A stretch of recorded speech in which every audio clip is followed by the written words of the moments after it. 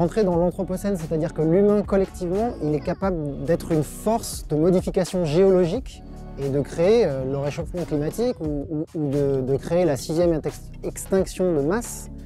Et si on veut s'en sortir, en fait, on a besoin d'inclure tout le monde dans la solution, à la fois au niveau individuel et à la fois au niveau collectif.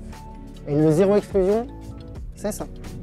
On ne va pas pouvoir régler les problèmes écologiques sans réfléchir à notre exclusion de la nature et les exclusions sociales au sens large. L'exclusion, si à partir du moment où on est exclu de quelque chose, soit on est exclu ou on s'exclut d'une situation, c'est forcément qu'on a coupé un lien avec quelque chose. Et ce lien, on est en train de le couper justement en ce moment avec la nature. On l'a coupé déjà depuis même très longtemps en fait. Donc on essaye de reconnecter. Et de plus en plus maintenant, on met des chaussures, on met des routes, on se coupe un peu de tout. On part dans des villes, on part loin, loin, loin de la nature au fur et à mesure. On se coupe nous aussi de comment est-ce qu'on vit, de comment est-ce qu'on fonctionne.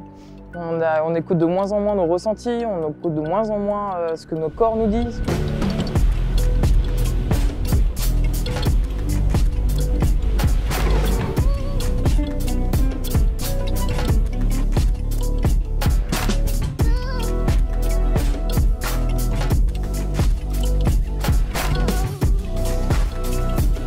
Les îles, de manière générale, sont exclues du continent. Et sur les îles, on trouve une forme de solidarité qu'on ne trouve pas sur le continent. Parce que c'est une petite échelle, c'est battu par les eaux, les vents.